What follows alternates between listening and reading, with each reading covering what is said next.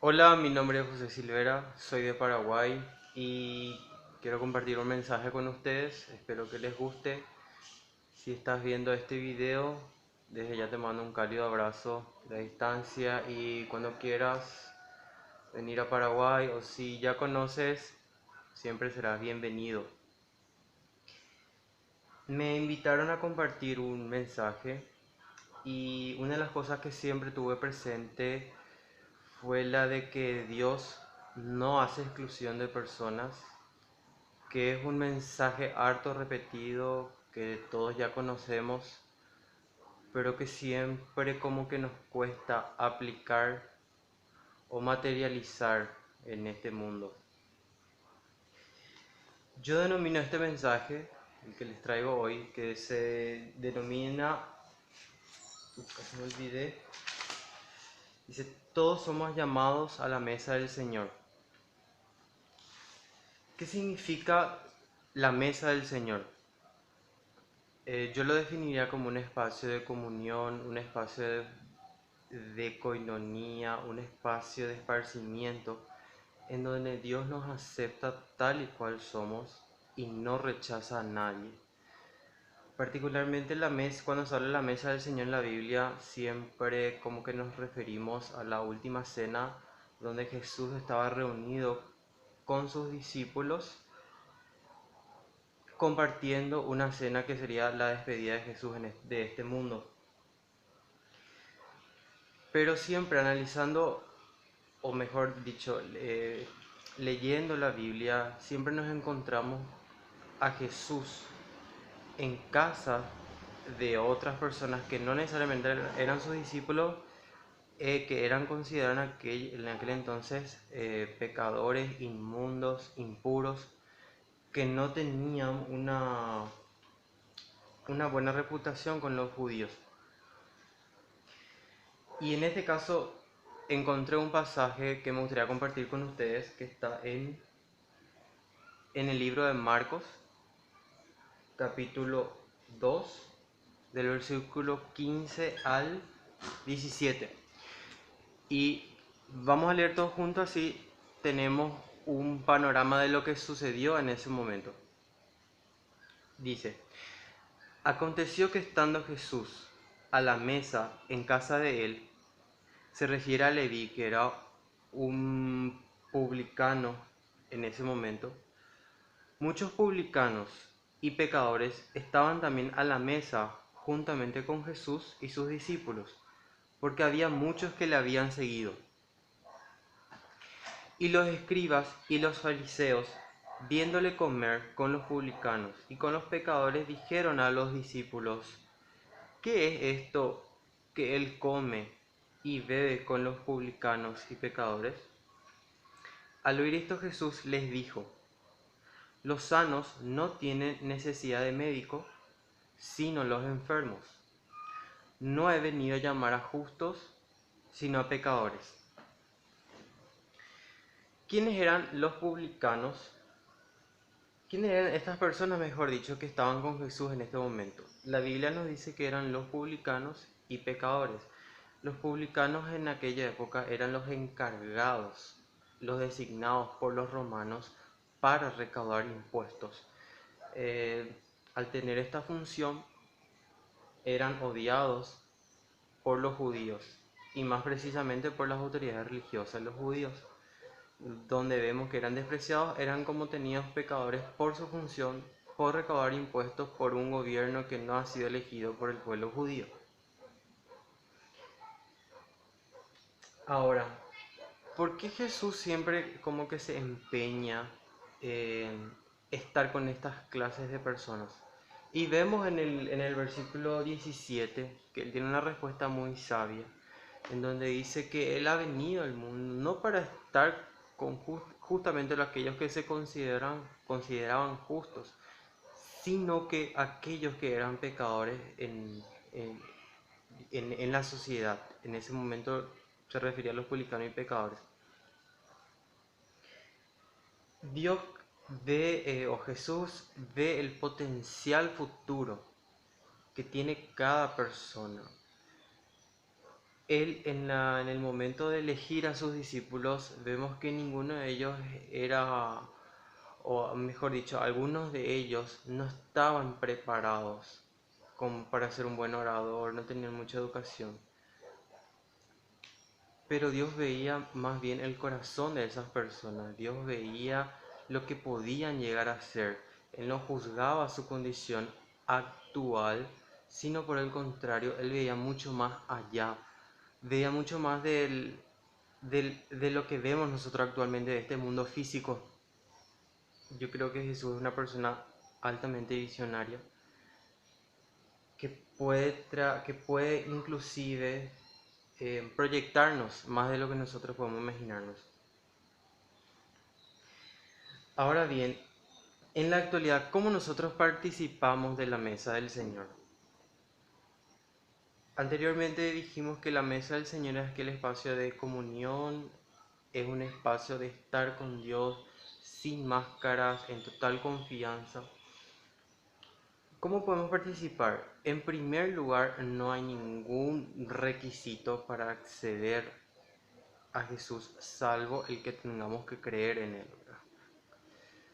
Pero aparte de eso, como personas, no se nos exige tener un determinado liderazgo, no se nos exige pasar determinados tiempos devocionales, no se nos exige tener una determinada orientación sexual, no se nos exige tener un nivel económico para acercarnos a la mesa del Señor.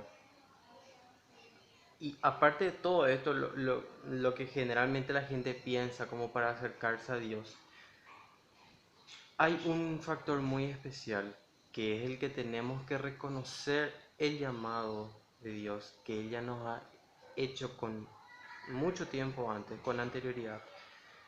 Eso quiere decir que Dios, mucho antes, desde la fundación del mundo, ya nos llamó para que seamos partícipes, ya nos llamó hijos, ya nos llamó parte de su familia, ya nos llamó amigos. Entonces está en nuestra función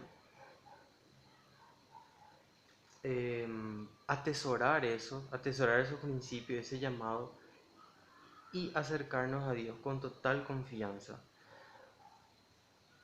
Em, ¿Qué podemos, aparte del pasaje que leímos, hay otras personas, hay otras terceras personas que efectivamente no estaban en la mesa del Señor, aunque estaban invitadas, me imagino, que eran los escribas y los fariseos. ¿Cuál es la función de los escribas y los fariseos en ese momento? Viendo el pasaje, vemos cómo juzgan, en primer lugar. Le juzgan a Jesús por compartir con ellos y también por, por la condición de publicano y pecadores que estaban con Jesús. Entonces ellos se colocan en una posición como de interferencia entre lo que Jesús quería transmitir como mensaje a las personas con las que estaba compartiendo. Y dice, ¿qué es esto? Se preguntan los escribas y los fariseos. Él come y bebe con los publicanos y pecadores. Esto como ustedes se imaginan, se vuelve a repetir después de 2000 años. ¿Cómo? Hay gente que está autoridad religiosa, que en este caso trata de distorsionar el mensaje que Dios tiene para sus hijos y en este caso para los excluidos de una sociedad que se cree religiosa, que se cree justa. Trata de distorsionar este mensaje haciéndonos creer o haciéndoles creer a las personas que no son dignas de compartir el amor de Dios, sentarse a la mesa del Señor, poder compartir con otras personas del amor de Dios. Entonces automáticamente la gente que no conoce bien el mensaje o que no atesoró ese llamado de Dios puede escuchar a estas voces que, como dije, tienen la misión de distorsionar el mensaje de Dios. Como se fijan, dice que los escribas y los fariseos trataban de distorsionar el mensaje de Dios a los discípulos de Jesús. Pedro dice que Jesús oyó. Entonces me imagino que Jesús, siempre con los 5 sentidos siempre prendidos, inclusive todos sus sentidos espirituales, le da una respuesta bastante sabia que en más o menos palabras diciéndole que este es mi lugar, yo para esto vine, esta es mi misión, esto es lo que yo vine a hacer a este mundo. Te pregunto, ¿alguna vez te sentiste excluido de la mesa del Señor?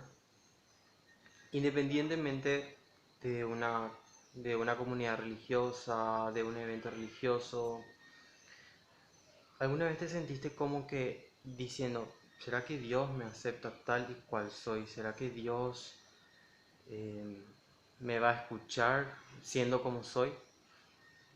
Y te puedo decir con toda seguridad que sí. Dios nunca te excluyó. Si alguna vez te sentiste excluido, es porque escuchaste el mensaje incorrecto de nuestro Señor. En toda la Biblia Jesús siempre trata de acercarse a los excluidos, trata de sanarlos, trata de curarlos, trata de restaurarlos. Y en la otra posición siempre tenemos personas que nos van a hacer creer lo contrario o nos van a hacer creer que no somos dignos de ese llamado. Entonces yo te aliento que atesores el mensaje de Dios, de inclusión, que puedas acercarte a Dios con total confianza. Él te ama, Él te acepta, podemos estar ante el Padre sin máscaras, sin ningún tipo de mentiras.